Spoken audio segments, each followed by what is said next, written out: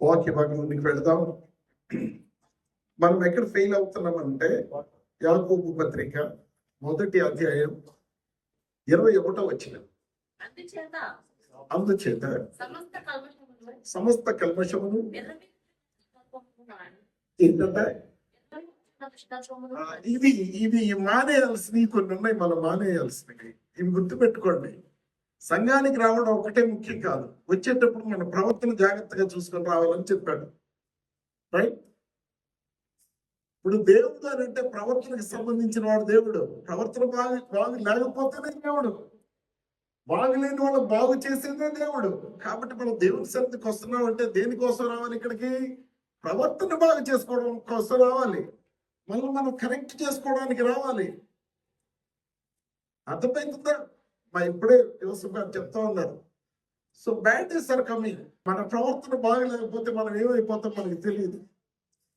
ఒకసారి దేవుళ్ళకి మనం వచ్చిన తర్వాత మన జీవితాలు చాలా క్లారిటీగా క్రిస్టల్ క్లియర్ గా ఉండాలి దేవుడికి.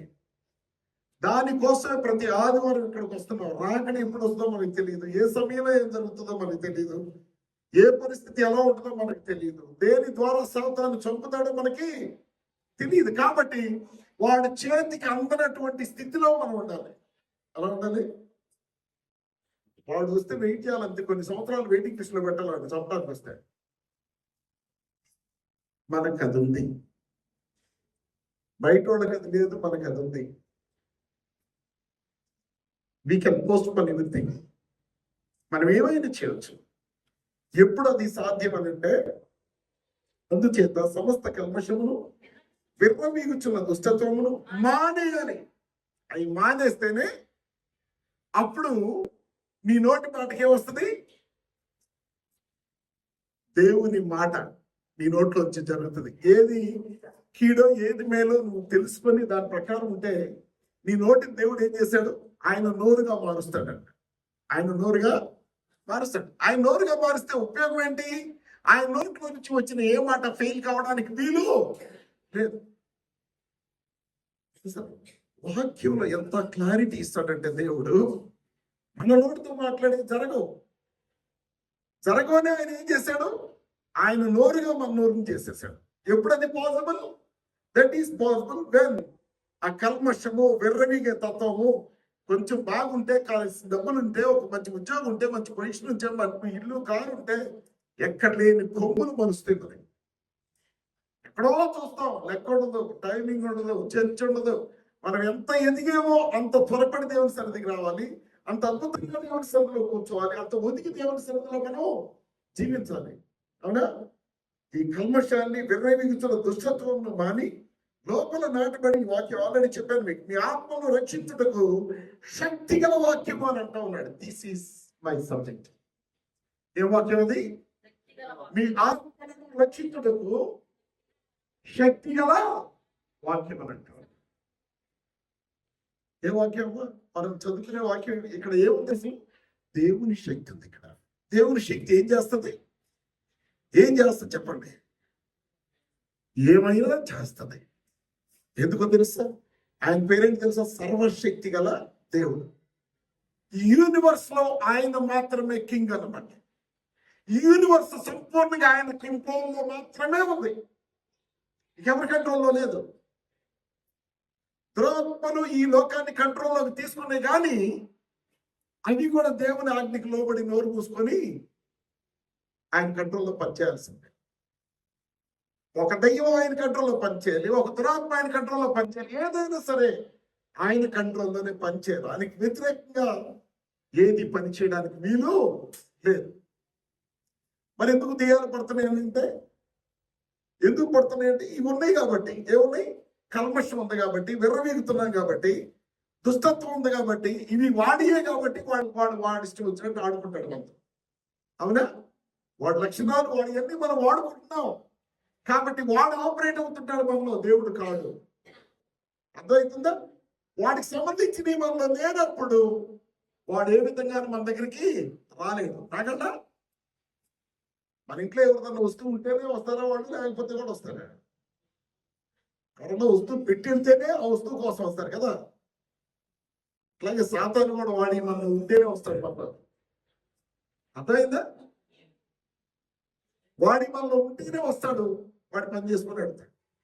కాబట్టి ఇవి మాని ఏం చేయాలంట? ఆత్మలను రక్షించుటకు శక్తిగల వాక్యములు సాత్వికముతో ఏముందలే అని అనుకోకూడదు. ఏముందలే అని అనుకోకూడదు. ఈ వారం పోతే వాడికి ఏమైందిలే అని అనుకోకూడదు. ఈ వారం అది ఛార్జ్ పెట్టలే, మంత్కి ఒకసారి ఛార్జ్ పెట్టాలి. హల్లెలూయా. ఏం చేయాలి? మన దేవుని అడ్రస్ చాలా అద్భుతమైంది. ఎందుకంటే ఎన్ని ఆకాశాలు ఉన్నాయో, ఎన్ని సూర్యుళ్ళు ఉన్నారో, ఎన్ని చంద్రుళ్ళు ఉన్నారో, ఇంత ఆలోచిస్తా ఉంటే మనం ఒక చిన్న గ్యాలక్సీలో ఉన్నాం, మిల్కీవే గ్యాలక్సీలో. ఇలాంటి కొన్ని వేల గ్యాలక్సీలు ఉన్నాయి. అంటే మనం చూసే గ్యాలక్సీనే ఎంతుంటే ఇటువంటి ఇంకా ఎన్నో ఉన్నాయి, ఎన్నో లోకాలు ఉన్నాయి, ఎన్నో ఆకాశాలు ఉన్నాయి. ఒకటి అరగాదు. దేవుడు ఎక్కడున్నాడంటే ఇన్ని ఆకాశాల పైభాగంలో ఎక్కడో. అంటే ఒక సైంటిస్ట్ కి అందనంత మన గ్యాలక్సీలోనే సైంటిస్టులు ఎక్కడికి వెళ్ళలేకపోయారు ఇప్పుడు దాకా. వెళ్ళారంటే ఎక్కడ దాకా వెళ్ళారు? మార్స్ దాకా వెళ్ళారు అంతే. Beyond that Mars is very near to us. Mars మనకు దగ్గరలో ఉంది. ఓన్లీ మన గ్యాలక్సీలోనే, మన గ్యాలక్సీ మనకు అతి సమీపంలో ఉంది. మన గ్యాలక్సీ దాటితే ఇంకా అటువంటి ఇన్ని వేల గ్యాలక్సీలు ఉన్నాయంట. ఇప్పుడు మనం పడుకున్నప్పుడు రాత్రి పైన చూస్తే మనకు కనపడేదో ఒక గ్యాలక్సీకి సంబంధించింది. రిమైనింగ్ అంతా ఇంకా ఎక్కడెక్కడో ఉన్నాయి. వాటికి ఎక్కడో పైభాగంలో దేవాతి దేవుడు ఉన్నాడు. నువ్వు ఇక్కడ ఒక చిన్న మాట్లాడితే అంత దూరం నుంచి ఆయన వెంటనే respond. Hallelujah. That is the response. ఎంత స్పీడ్ అంటే ఇన్ని లోకాలు దాటి మనిషి అనలేడు, కానీ దేవుడు నీ ప్రార్థన వైపు చూస్తున్నాడు. ఆయన శక్తిని, ఆయన ప్రవర్తనను నువ్వు కలిగి ఉంటే ఈ లోకంలో నీలాంటి ఇంకొకటి లేడంతే.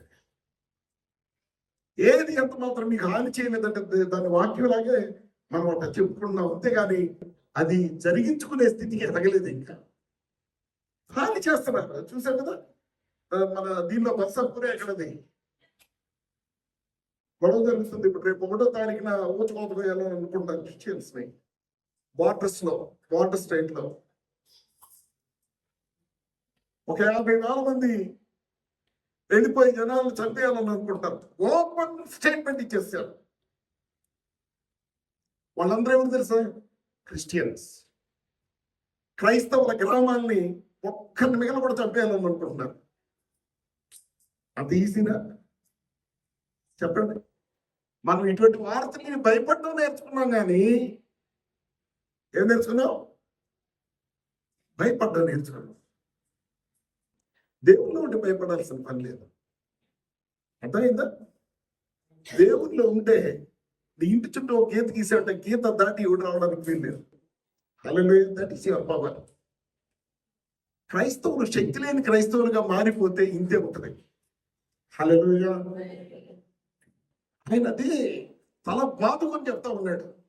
నా మాట ప్రకారం ఉండండి అని చెప్పి. ఉండకుండా మనం వాళ్ళ చేత ఏళ్ళ చేత తీర్చుకోవడం, తల్లించుకోవడం, చంపించుకోవడం, కొట్టించుకోవడం, ఈ దుర్మార్గం బ్రతుకుతా ఉన్నారు క్రైస్తవులు. హల్లెలూయా. ఆయన చెప్తున్నాడు, నేను సర్వశక్తి గల దేవుణ్ణి, నేను సైన్యములకు అధిపతియగు యెహోవా. అంటే ఏంటి? ఆయన ఒక సైన్యాన్ని పంపించాడంటే మన ఇళ్లలో అటు కూర్చుంటే మన ఇళ్ల చుట్టూ గాడ్ చేస్తూ ఉంటే ఆ సైన్యం. హల్లెలూయా. కొండ మీద ఉంది ఎలీషానా ఏలియానా? ఇద్దరు ఉన్నారు అనుకోండి. ఉన్నారా ఇద్దరు? ఎవరున్నారు? ఏలియా ఉన్నాడు కొండ మీద. ఇదే డౌట్ వస్తుంది. అదే మాట్లాడుకుంటూ వస్తూ ఉన్నాం. చంద్రం ఏలియా ఎలీషా కన్ఫ్యూజ్ అవుతున్నానండి. ప్రతిసారి ఇక్కడ నుంచినప్పుడు నేను ఏలియా ఎవరు ఎలీషా ఎవరు అని అడుగుతాను. ఎందుకంటే ఇద్దరు పేర్లు నీతో స్టార్ట్ అయిపోతుంది. రైట్? ఆయన కొండ మీద నుండి ఏం చూపిస్తాడు? దేవుని శక్తి ఎట్లుంటుందో చూపిస్తాడు. దేవుని అధికారం ఎట్లుంటుందో చూపిస్తాడు. దేవుని కాపుదల ఎట్లుంటుందో చూపిస్తాడు. ఏమంటాడు?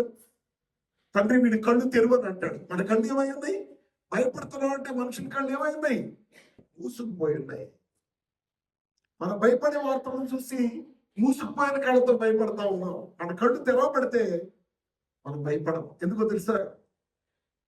ఏముంటాయి మన ఇంటి చుట్టూ, మన చుట్టూ అగ్ని రథాలు ఉంటాయి. హల్లెలూయా. ఏముంటాయి? అగ్ని రథాలు ఉంటాయి. అగ్ని ఏం చేస్తుంది? కాల్ చేస్తుంది. రథం ఏం చేస్తుంది? తొక్కేస్తుంది, ఈడ్చుకొని వెళ్ళిపోతుంది. ఇంటి చుట్టూ ఉన్న వాళ్ళందరినీ ఎక్కడోళ్ళు అక్కడ. హల్లెలూయా. ఒక లోతు ఇంటి చుట్టూ ఊరు తిన్న ఇంట్లోకి దూరలేకపోయారు ఒక్కరు కూడా. తెలుసా మీకు? ఎందుని బట్టి? లోతు నీతిని బట్టి. హల్లెలూయా. నువ్వు నీతిమంతుడు అయితే నిన్నెవరు టచ్ చేయలేడు. అర్థమవుతుందా? నువ్వు నీతిగా ఉన్నంత కాలం నిన్ను టచ్ చేసే దమ్ము ధైర్యం భూమి మీద అడగలేదు. హల్లెలూయా. ఎందుకో తెలుసా? లోపల దూతలు ఏం చేస్తారు? కనుమొప్పు కలిగించేస్తారు అంత వెంటనే. అంటే సిస్టమ్ను మార్చేశారు. చుట్టూ డార్క్నెస్.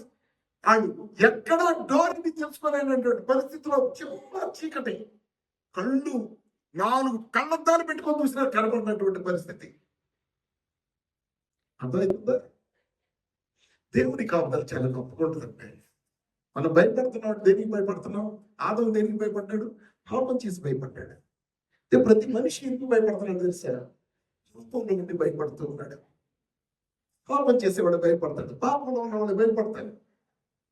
కానీ దేవుని వాక్యంలో ఉన్నవాడు ఎవరు భయపడటానికి? ఎందుకో తెలుసా? వాళ్ళకి దేవుని శక్తి తెలుసు, దేవుని మహిమ తెలుసు, దేవుని కాపుదల తెలుసు, దేవుని ప్రొటెక్షన్ తెలుసు. సర్వశక్తి గల దేవుడు అంటే ఇక్కడ ఉన్న శక్తులన్నిటినీ తాట తీసే దేవుడు మన దేవుడు. ఏ దేవుడు? ఇక్కడ భూలోకంలో ఉన్న శక్తులను పడే వాటినన్నింటినీ తాట తీసే దేవుడు మన సర్వశక్తి గల దేవుడు. కాబట్టి మనం భయపడాల్సిన అవసరం లేదు. ఎప్పుడు భయపడుతున్నాం మనం? శక్తి గల వాక్యాన్ని సాత్వికముతో అంగీకరించినప్పుడు. ఎప్పుడు? శక్తి కలిగిన వాక్యాన్ని మనం సాత్వికంతో అంగీకరించలేకపోతాం. వాక్యాన్ని అంగీకరించి దాని ప్రకారం నువ్వు జీవించడం మొదలు పెట్టావంటే, ఇందాక సాక్ష్యం చెప్తున్నాడు కదా, అర్థం ఏదో పడిందని. అర్థం కాదు కదా, పడే అర్థం కూడా అక్కడ ఆగిపోవాలి. హల్లెలూయా. హల్లెలూయా. దేవుడు సర్వశక్తి గల దేవుడు అంటే. ఇంకేమంటాడు యేసు ప్రభువుని గురించి? ఆయన బలవంతుడైన దేవుడు. ఆయన కంటే బలవంతుడైన దేవుడు, ఆయన కంటే ఉన్నతమైన నామం భూమి మీద ఎవరికి లేదు. ఆయనే. మనం ఆ భాగాన్ని ఎక్కడ చూస్తాం? రోమపత్రిక చూడండి ఒకసారి. Romans chapter 8.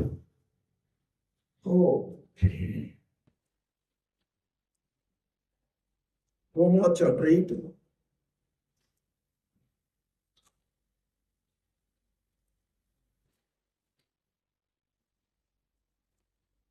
(31, 30, 34) వెళ్ళండి.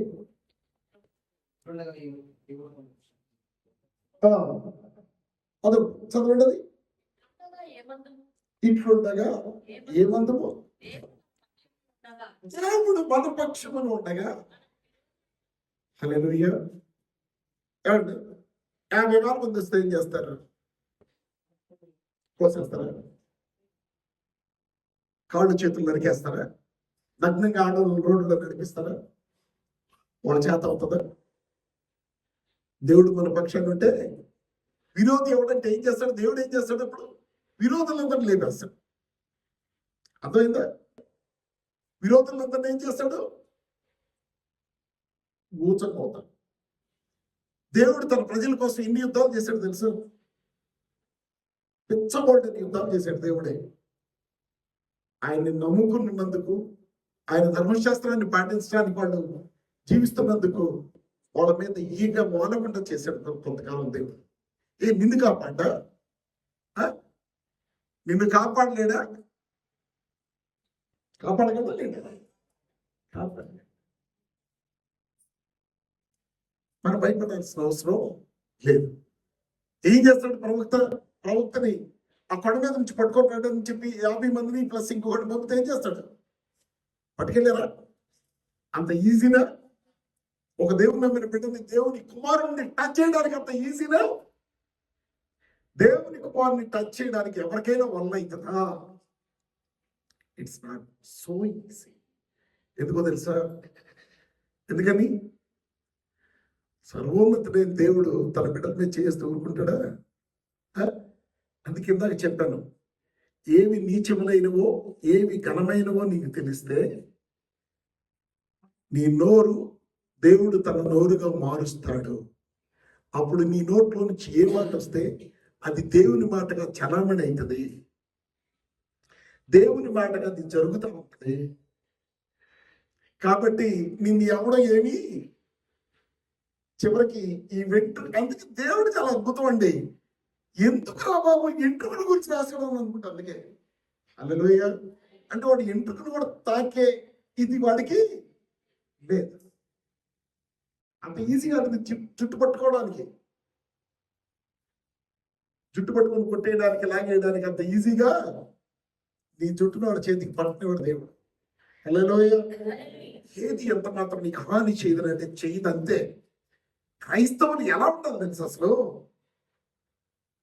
పవర్ ఎలక్ట్రిసిటీ లాగా ఉండాలి. ఒక 5,000 వోల్ట్ల పవర్ నడుస్తూ ఉన్నట్టు ఉండాలి. మనం చూస్తే దాక్కొని వెళ్ళే స్థితికి మనం ఎదగాలి. హల్లెలూయా, హల్లెలూయా. అలా పౌరుషం రోషం కలిగి బ్రతకాలండి క్రైస్తవం.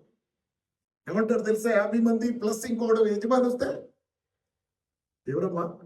ఎలీషానా ఏలియానా? ఏలియా. ఏమంటారు తెలుసా? Can you say that? నువ్వు చెప్పగలవా నేనే దేవుని బిడ్డనైతే అనగలవనుకో అనే స్థితికి ఎప్పుడు ఎదుగుతా? ఇంకెన్ని సంవత్సరాలు కావాలి నీకు? ఇంకెన్ని సంవత్సరాలు కావాలి చెప్పండి? నేనే సర్వోన్నతమైన దేవుని సేవకుడినైతే, సేవకురాలైతే, దేవుని బిడ్డనైతే, దేవుని కుమారునైతే అని ఎప్పుడు చెప్పగలవు? ఛాలెంజ్ ఎప్పుడు చేయగలవు? ఎప్పుడు నువ్వు ఛాలెంజింగ్ లైఫ్ ని లీడ్ చేస్తావు నీ జీవితంలో? ఒక క్రైస్తవ బిడ్డగా, ఒక దేవుని బిడ్డగా. when it is possible. అది నీకు చేత అయినప్పుడు చూడండి, నీ బాస్ కదా, వాడి తాత వచ్చిన నిన్నేం చేయలేడు, పీకలేడు. వాడు వెళ్ళిపోవాల్సిందే, కంపెనీ వదిలిపెట్టి నిన్ను అక్కడి నుంచి పీకలేడు. అర్థమైందా? జబ్బుంటే అది కాదు నేను చంపాల్సింది, నువ్వు దాన్ని చంపేస్తావు, కాలిక తీసి తొక్కేస్తావు దాన్ని. హల్లెలూయా, హల్లెలూయా. జరిగేది అదండి. దేవుని స్తోత్రం కలుగును గాక.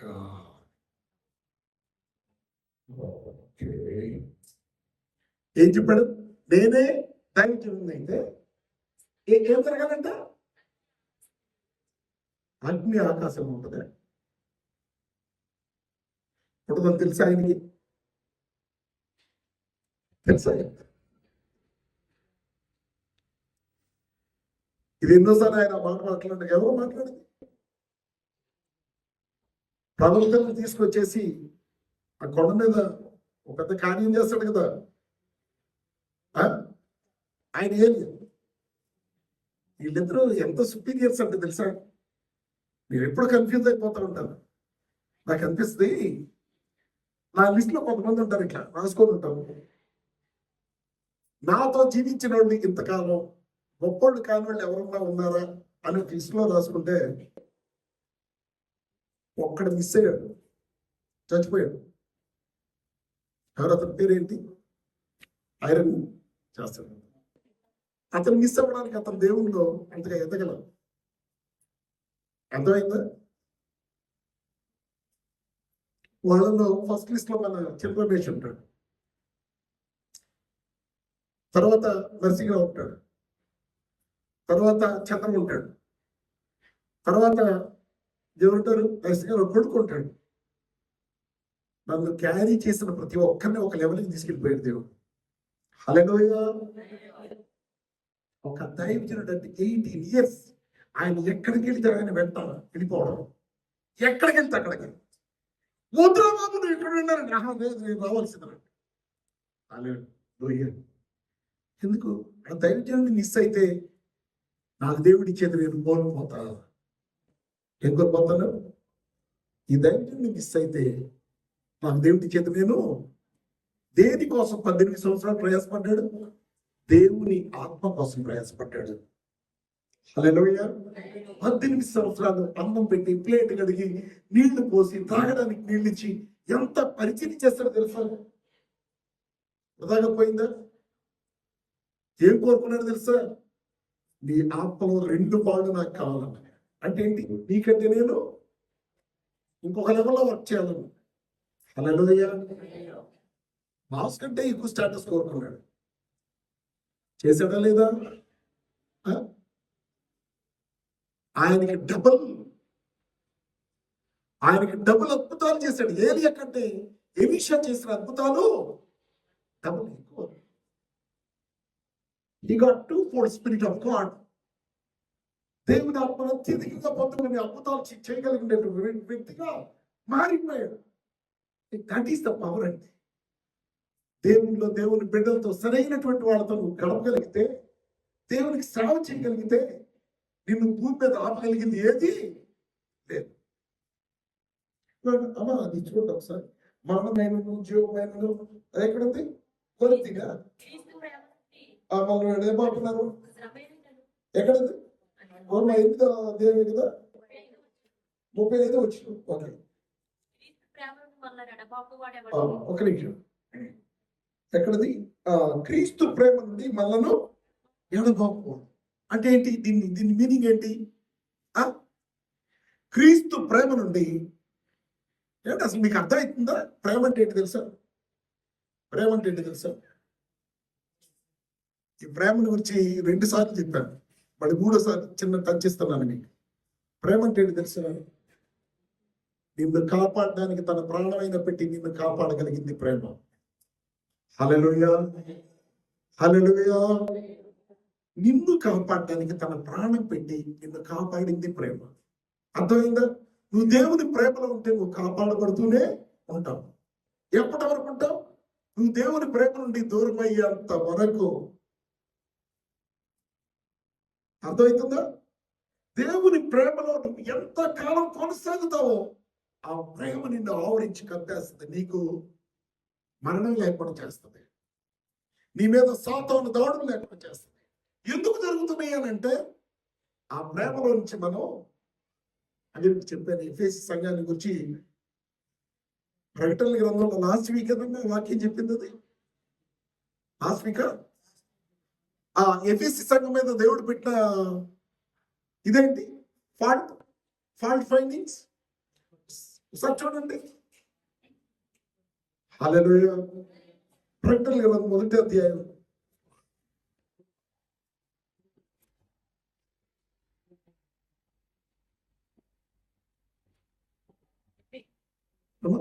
ఎఫెసీ సంఘాన్ని గురించి చెప్పు. 2వ అధ్యాయమే. ఓకే, ప్రకటన గ్రంథం 2వ అధ్యాయం. నీ మీద తప్పు ఒకటి మోపవలసి ఉన్నది. అయినను మొదట నీకుండిన ప్రేమను ఏం చేసామంట? వదిలేసాం. ఇప్పుడు క్రైస్తవులంతా ఎక్కడున్నారు? అప్పుడు ప్రేమించే ప్రేమ, అప్పుడు వందనాలు బ్రదర్ అన్నది ఇప్పుడు లేదు. అంత స్టైల్, ఫ్యాషన్. ఇప్పుడంతా చూస్తే ఈ ఏదో ఉపయోగం ఉంటే పలకరిస్తారు, ఉపయోగం తప్పించుకొని వెళ్ళిపోతూ ఉంటారు. బైక్ మీద వెళ్తున్నాం అనుకో, ఇంకోటి పక్కన నడిచి వెళ్తున్నాం అనుకో, అటు చూస్తే అని బైక్ మీద ఎత్తాడేమో చెప్పి మొలుకొని పోతూ ఉంటాడు. అటు చూస్తే కార్లో ఎక్కించుకెళ్తుంది, పడాల్సి వస్తుంది. అటు చూస్తే ఏమైనా సలహా పడుతుంటే భయపడి వెళ్ళిపోతూ ఉంటాడు. ప్రేమ చాలా అరిపోయింది. సంఘాలలో ప్రేమ లేదు, దేవుని నమ్మిన బిడ్డలో ప్రేమ లేదు. అంత ఆశీర్వాదం వెంట పరిగెత్తుతా ఉంది లోకం. దేవుడిని మర్చిపోయింది. దేవుడిచ్చే ఆశీర్వాదాలు మాత్రమే కావాలి. దేవుడు చెప్పే పాప క్షమాపణ అవసరం లేదు. దేవుడు ఆశించిన జీవితం వాళ్ళలో లేదు. వాళ్ళు పాపంలో జీవిస్తూ ఇంకా అత్యధిక పాపం చేయడానికి కావలసిన ధనాన్ని, సమృద్ధిని, అన్నింటినీ కోరుకుంటున్నారు. కానీ దేవుని దగ్గర నుంచి ఆశీర్వాదం పొందడానికి అబ్రహాం ఎంత పరిశుద్ధంగా జీవించాడో, నీతిగా జీవించాడో, దేవునికి అనుకూలమైన జీవితం జీవించాడో అలా జీవించలేకపోతూ ఉన్నారు. చదవమ్మా. మొదట నీకు ప్రేమను నీ వదులుతావని నీ మీద తప్పు ఒకటి మోపవలసి ఉన్నది. ఒక్కసారి స్థితి గుర్తు చేసుకో. ఏం గుర్తు చేసుకోవాలి? ఈ రోజున నీ స్థితి ఈ రోజు గుర్తు రాలేదనుకు నువ్వు చస్తావు అనవసరంగా. ఏ జబ్బుతోనో ఏ యాక్సిడెంట్తోనో ఏదో బస్సు అయిపోయింది. ఎక్కడండి అది? ఏ జిల్లా అది? ఉదయ్ ఏ డిస్ట్రిక్ట్ అది? బోర్డర్లో. రేపు 1వ తారీఖు మార్చి 1వ తారీఖు వస్తారంట. అందరినీ వెళ్ళి చూసి వస్తారా? సహాయం చేస్తారండి. 100 మంది వెళ్ళాలనుకుంటున్నారు, 10,000 మంది వెళ్ళి వాళ్ళ ఇళ్ళ దగ్గర మేము నుంచుంటాం, మమ్మల్ని దాటి వాళ్ళు ఎట్ట వెళ్తారు చూస్తామని అంటున్నారు. అంత అక్కర్లా. ఏది ఎలాంటి వాడు అక్కడ ఉంటే ఒకటి సరిపోవు. హల్లెలూయా. ఉండాలి కదా అటువంటి వాళ్ళకి కావాల్సింది. ఏం రావాలి? 50+1 వస్తే ఏం చేయాలి? ఆకాశం మీదకి అగ్ని దిగి కాల్ చేయండి. హల్లెలూయా. నేను ఒక ఏలియా ఎలీషా అనేది అన్నమాట. ఏలియా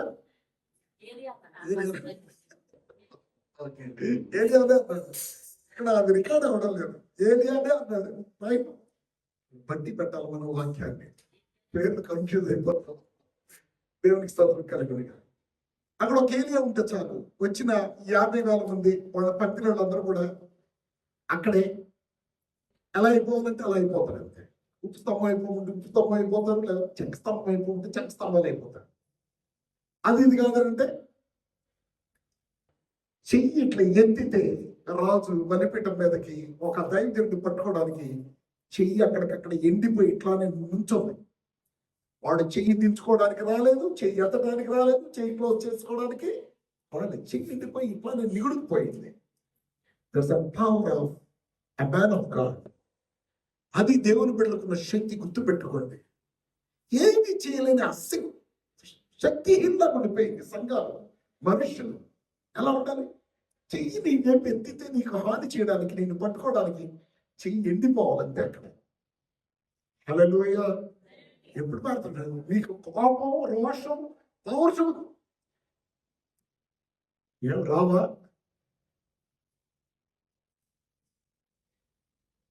ఈ చదువుకొని భయపడతా ఉంటారా? ఈ చదువుకొని బాధపడతా ఉంటారా?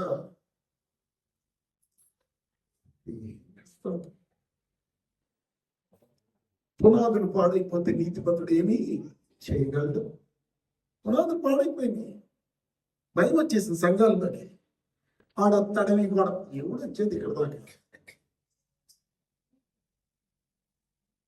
మారండి. ఏలియాలాగా మారండి, ఎలీషాలాగా మారండి. దేవునికి ఉన్నటువంటి శక్తిని, మహిమని వాడుకోండి. ఇప్పుడు వెళ్ళాం అక్కడికి. ఆ 35 వచ్చిన చదువుతున్నాను. క్రీస్తు ప్రేమ నుండి మమ్మల్ని ఎడగొట్టాడు అంటే అర్థం ఏంటి తెలుసా? నువ్వు క్రీస్తు ప్రేమలో ఉంటే జరిగేది ఏంటి తెలుసా? నీ మీద ఏలు కాదు కదా, గాలి కూడా నీ చుట్టూ తిరగడానికి వీల్లేదు. అట్లుంటది. అందుకే ఒకసారి నేను గాల్లో దీపం పెడితే ఆరిపోతా అని చెప్పి ఒక వాక్యం చెప్పాను. అక్కడ ఒక ఏలియాని ఎలీషాని పెడితే గాల్లో 1000 దీపాలు పెట్టి తుఫాను చుట్టూ కొట్టించినా కూడా అవి ఆరిపో. హల్లెలూయా. హల్లెలూయా. నువ్వున్న ధోనిలో యేసయ్య ఉండాలి. నీ హృదయం అనే ధోనిలో యేసయ్య ఉండాలి. ఆయన వాక్యం స్థిరంగా నిలబడి ఉండాలి. ఆయన వాక్యం ప్రకారం నువ్వు జీవిస్తూ ఉండాలి. అప్పుడు నీ ధోని మీద అలలు పనిచేయవు, తుఫాన్లు పనిచేయవు, ఎప్పటిక వర్షాలు పనిచేయవు. ఏది నిన్నేం చేయలేదు. అవునా? ఈ రోజు నుంచి అన్నకు కొంచెం పౌరుషాన్ని తెచ్చుకోండి. కొంచెం పౌరుషాన్ని తెచ్చుకోండి.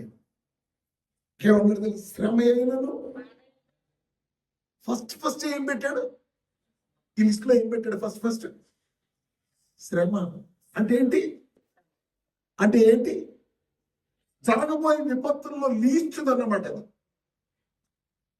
మనిషికి జరగబోయేటువంటి ప్రాంతంలో లీస్ట్ స్టార్టింగ్ పొజిషన్ ఏంటి తెలుసా? శ్రమలు వస్తాయి. ఓకే, వాడు దూషిస్తూ ఉంటాడు, ఈడు దూషిస్తూ ఉంటాడు, వాడు తిడతా ఉంటాడు, ఈడు తిడతా ఉంటాడు. కొంచెం కష్టాలు వస్తాయి. ఈ శ్రమలు ఇవి కూడా మన మీద పనిచేస్తాయా? ఇప్పుడు పనిచేస్తాయి.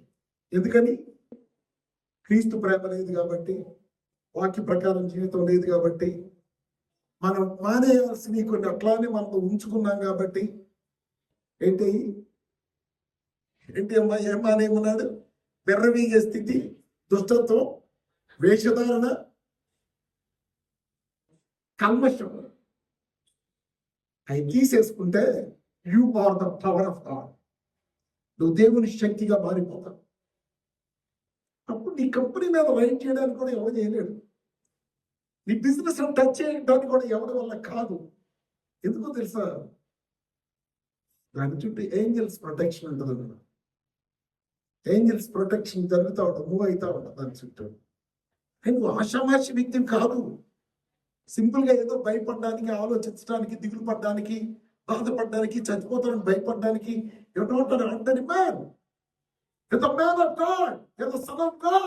నువ్వు దేవుని కుమారుడివి, నువ్వు దేవుని కుమార్తెవి. కాబట్టి నీ మీద ఏది ఎంత మాత్రం హాని చేయడానికి దానికి ఆ రూల్స్ లేవు. అది లేదు. ఒక లైన్ అట్లా ఫిక్స్ చేశాడు దేవుడు. ఏది ఎంత మాత్రం నీకు హాని చెయ్యి. అది కరువైన, కష్టమైన, నష్టమైన, ఎవడన్నా మరణ చేయడానికి వచ్చినా వాడు చాలా నుంచొని నిన్ను చూస్తూ నీకు నమస్కారం పెట్టి, వాడు ఎందుకు వచ్చాడు పర్పస్ మర్చిపోయి ఇంటికి వెళ్ళిపోవడం తప్ప ఇదేమి చేయలేడు. హల్లెలూయా. ఒకవేళ చేయాలన్నంత కుతూహలం పెడితే ఏం చేయొచ్చు? నువ్వు ఏం చేయొచ్చు? అగ్నిని పిలవచ్చు. ఏం చేయొచ్చు? వీడి కళ్ళు కాసేపు మూసి అనొచ్చు. వీడిని గుడ్డోడు చేయి ప్రభావం కొంతకాలం ఉండదు. కొత్త నిబంధనలు కూడా గుడ్డోడు చేశాడు అపోస్తలుడైన పౌలు. ఎవరిని? ఒక వ్యక్తిని గుడ్డోడిగా చేశాడు. కొంతకాలం విడుదలతో ఉండమని చెప్పి. ఎవరు? ఇంకొకడు అన్నాడు, గుర్తొచ్చాడా? ఆయన కాకుండా ఒక ఆయన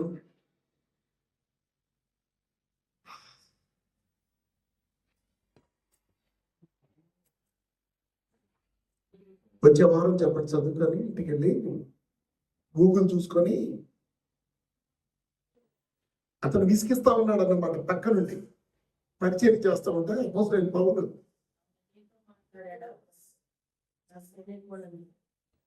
విసిగిస్తా ఉంటాడు. అందుకని కొంతకాలం నువ్వు గుడ్డివాడు పోయి ఉండదు అంటాడు. ఫినిష్. పవర్. ఇది దేవుడు తన శక్తి ఇచ్చాడు. నీ నోట్లో శక్తిని పెట్టేస్తాడు అన్నమాట. నీ నోట్ నుంచి ఏ వర్డ్ ఇస్తే జరిగిపోతూ ఉంటుంది నీ కళ్ళ ముందు. చెప్పాను, ఇక్కడికి నీకు ఏది వస్తే అది నీ కళ్ళ ముందు జరుగుతూ ఉంటుంది.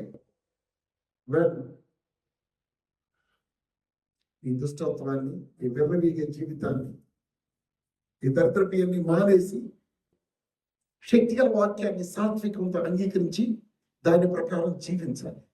హల్లెలూయా. హల్లెలూయా. అమ్మ మరలేస్తనే ఒక ఎవడు? అబద్ధ ప్రవక్త. వాడి పేరు అబద్ధ ప్రవక్త. ఏం చేస్తుంటాడు అపోస్తలుడైన పౌలు? విసిగిస్తా ఉంటాడు. అందుకని కొద్ది రోజులు వీడి కళ్ళు క్లోజ్ చేయాలంటాడు. అంతే, ఫినిష్. వాడు గుడ్డడు. తర్వాత దేవుడు ఏం చేశాడు? అపోస్తలుడైన పౌలుని సౌలుగా ఉన్నప్పుడు ఒక్క ఫ్లాష్ ఇచ్చాడు. అంతే, సింగిల్ ఫ్లాష్, కళ్ళు పోయి. మళ్ళీ కళ్ళు ఎప్పుడు వచ్చినాయి? ప్రార్థన చేస్తే కళ్ళలో నుంచి ఆ గుడ్డితనం ఏమి చేసిన పొరలు రాలి పడ్డాయంట కింద. హల్లెలూయా. We are in the spiritual blindness. ఎక్కడ ఉంది సంఘం ఇప్పుడు? ఆత్మీయ గుడ్డితనంలో ఉంది. యుగ సంబంధమైన దేవత దేవునికి సరిగ్గా లోపడని వారి మనోనేత్రాలకు గుడ్డితనం కలుగజేసింది. అక్కడ ఉండి దేవుని వాక్యాన్ని నెరవేర్చలేక, దేవుని వాక్యాన్ని నమ్మలేక, దేవుని వాక్యాన్ని స్వీకరించలేక ఏదో వస్తున్నామంటే వస్తున్నాం, పోతున్నామంటే పోతున్నాం అన్నట్టుగా జీవిస్తా ఉన్నాం.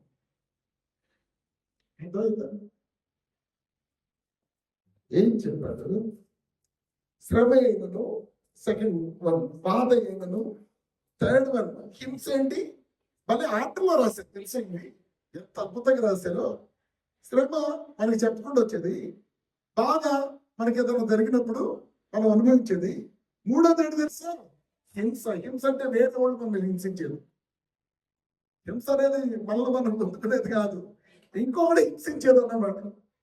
టార్చర్ పెడుతూ ఉంటాడు, అప్పులోడు, లేకపోతే చంపాలనుకున్నవాడు, లేకపోతే ఇంటి మీద దౌర్జన్యంగా వచ్చినాడు, ఎవడప్పుడు ఏం చేస్తాడు? హింసించడానికి ట్రై చేస్తాడు. యేసు ప్రభుని హింసించారా? బాధ పెట్టారా? శ్రమ పెట్టారా? హింస. ఆయన హింసించారు, కొరడాలతో కొట్టారు. హింస అంటే అట్లా ఉంటది. ఇడిగుద్దులు గుద్దారు, ముఖాలు పూసారు. హింస అంటే అట్లా ఉంటది. అందుకే ఈ నిలువ కొయ్య మీద చేతులు పెట్టి చేయి పట్టుకుని దాని మధ్యలో ఓ 12 అంగుళాల చీల కొడతా ఉంటే ఎట్టుంటుందో ఒకసారి ఆలోచించుకోండి. కాళ్ళలో అదే చీల కొడతా ఉంటే ఎట్టుంటుందో ఆలోచించుకోండి. ముళ్ళన్నీ పెట్టేసి ఇనుప కిరీటానికి దాన్ని దిగబడితే ఎంత లోతు వెళ్ళిపోయి ఉంటుంది, ఎంత రక్తకారి ఉంటుంది, ఎంత బాధ అనుభవిస్తుంటాడో గుర్తు చేసుకోండి. దట్ ఈస్ హింస. అదే హింస.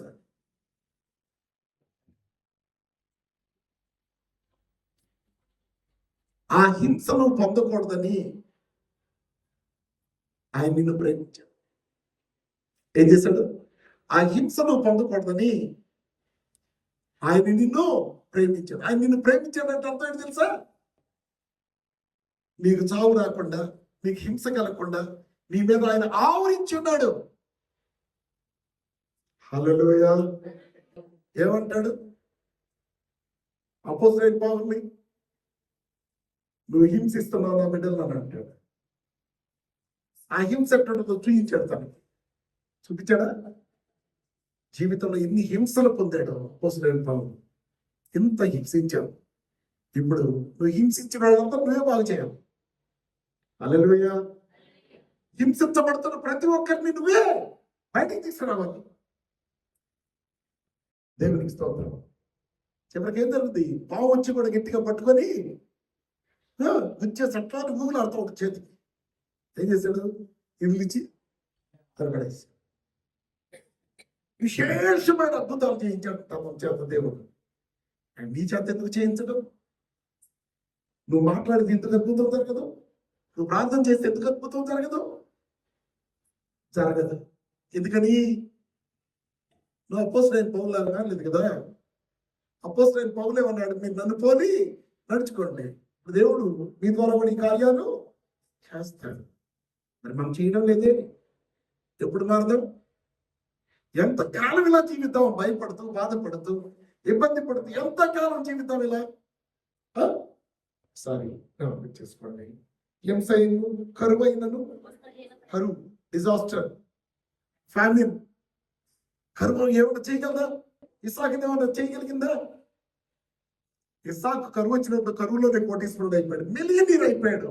ఇస్సాకు కరువులో ఎంత అయిపోయాడంటే ఆయన ఇంట్లో ఒకరు కాదు పనివాళ్ళు, లక్షల సంఖ్యలో పనివాళ్ళు. వాళ్ళందరినీ పొద్దున్నే పొలంలో పనిచేస్తాడు, ధాన్యాన్ని కూరుస్తారు, మిలియనీర్ని చేస్తారు అన్నమాట. ఆయన ఫిలిస్తీన్లకి ఈర్ష్య పుట్టిపోయి భయపడిపోయాడు. రాజు భయపడిపోయాడు, ఇక ఇంత అయిపోయాడు, ఇక నెక్స్ట్ రాజు ఈయనేమో అని చెప్పి భయపడిపోయి మా దేశాన్ని విడిచిపెట్టి వెళ్ళిపోవాలన్నాడు. దేవుని బిడ్డ కాబట్టి ఓకే అని వెళ్ళిపోయాడు. హల్లెలూయా. అలా ఎదగాలి. కరువు నీ మీద పని చేయకూడదు. కరువులో నువ్వు పని చేయాలి. హల్లెలూయా. ఎవరు పని చేయాలి? కరువులో దేవుని బిడ్డలు సులక్షణంగా ఉండాలి. కరువులో సారైపోతే విధానాలు ఎట్లుంది? పని చేయకుండా కూర్చొని తింటా ఉంది. కరువు లేనప్పుడు ఏం చేసింది? పని చేసింది. హల్లెలూయా. కరువు లేనప్పుడు పని చేసింది, తినడానికి ఆహారం సంపాదించుకుంది. కరువు లేనప్పుడు, కరువు ఉన్నప్పుడు ఏం చేసింది? తింటా కూర్చొని 5 పైసలు పని చేయకుండా 300 సంవత్సరాలు హ్యాపీగా తినేసింది.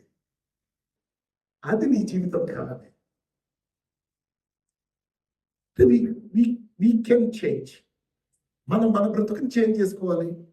మనం మన పరిస్థితులను చేంజ్ చేసుకోవాలి. మన సిస్టమ్ని ఇలా మార్చుకోవాలి మనం. హల్లెలూయా. దేవునికి అనుకూలంగా మన జీవితాలు ఇలా మార్చుకోవాలి. కరువైన, వస్త్రహీనత అయిన, ఉపద్రవమైనను, ఇదిగో ఖడ్గం. ఖడ్గం వచ్చిందా?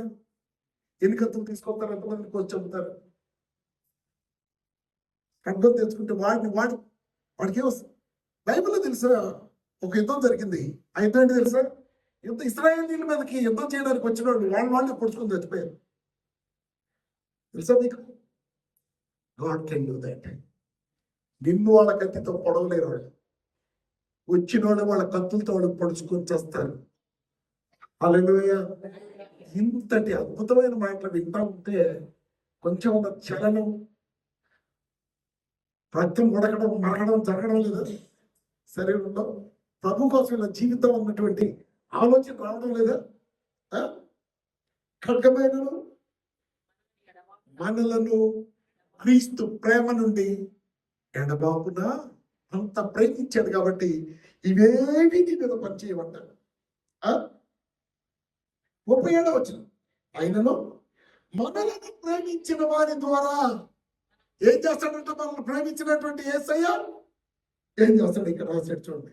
మనము వీటన్నిటిలో, ఏట్లో, శ్రమల్లో, బాధలో, హింసలో, కరువులో, వస్త్రహీనతలో, ఉపద్రవంలో, ఖడ్గంలో, వీటన్నిటిలో అత్యధిక విజయం అవి కాదు పొందింది ఎవరు? మనం వాటి మీద విజయాన్ని పొందాం. చాలా. ఎవరు పొందారు విజయాన్ని? ఎవరు? కనీసం చెప్పండి, రెస్పాండ్ అవ్వండి. ఊరుకోలాగా ఉంటారే కూర్చొని. చెప్పరా? ఆ వచ్చిన వాళ్ళ అడ్వాన్స్ వాళ్ళ తెలిసేది మనం అవి పనిచేయవు మన మీద. మనం అరెస్ట్ చేస్తాం. హల్లెలూయా, హల్లెలూయా. అవి మన మీద పని చేయకూడదని దేవుడు అట్లా రాసి పెట్టాడు. దాన్ని నువ్వెందుకు పని చేయించుకుంటావు? నువ్వెందుకు పని చేసుకుంటావు? హల్లెలూయా. అండ్ ఎవరు